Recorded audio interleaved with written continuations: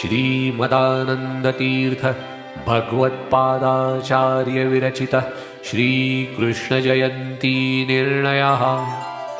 रोहिण्या मध्यरात्रे तु यदा कृष्णाष्टमी भवेत्, जयन्ती नाम सा प्रोक्ता सर्वपापप्रणाशनम्। यस्यां जातो हरिः साक्षान्निशेते भगवानजः, तस्मात् तददिनमत्यर्थं पुण्यं पापहरं शुभपरं। तस्मात् स वैरूपोष्या सा जयन्ती नाम वै सदा। द्विजातिभिर्विशेषेण तद्भक्तैश्च विशेषतः, यो भक्ते तद्दिने मोहात् पूयशोणितमत्तिसः। तस्मादुपवासे नित्य तद्दिने श्रद्धयान्वितः, कृत्वा शौचं यथा न्यायं स्नानं कुर्यादतन्द्रितः। प्रभातकाले कुर्वीत यो गायेत्यादिमन्त्रतः, नित्याहिनकं प्रकुर्वीत भगवन्तमनुस्मरन्। मध्याह्नकाले च पुमान् सायङ्काले त्वदन्द्रितः, स्नायेत् पूर्वमन्त्रेण वासुदेवमनुस्मरन्।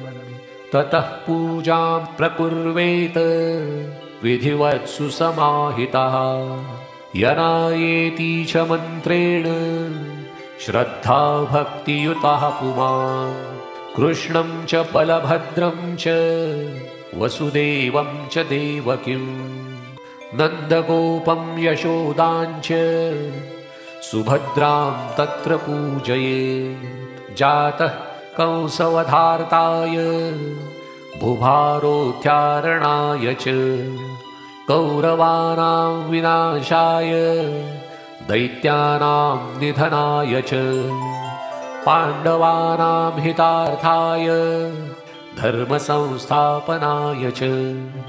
गृहाणर्घ्यं मया दत्तं देवक्या सहितो हरिः, अर्घ्यं दत्त्वा समभ्यर्चाभ्युदिते शशिमण्डले। शिरोदार्णवसम्भूत अत्रिनेत्रसमुद्भवः, गृहाणर्घ्यं मया दत्तं रोहिण्या सहितः शशिं। दत्त्वार्घ्यं मनुनानेन उपस्थ्याय विधुं बुधः, शशिने चन्द्रदेवाय सोमदेवाय चेन्दवे। मृगिणे सितबिम्बाय लोकदीपाय दीपिणे, शीतदीदितिबिम्बाय तारकापतये नमः।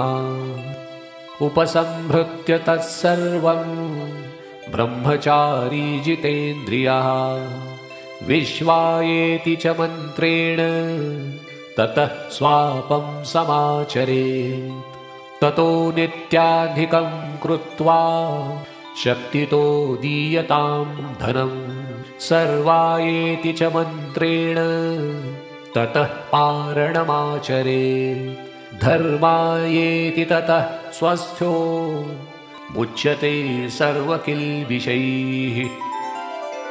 इति श्रीमदानन्दतीर्थ भगवत्पादाचार्य विरचितं जयन्ती निर्णयः सम्पूर्णम्।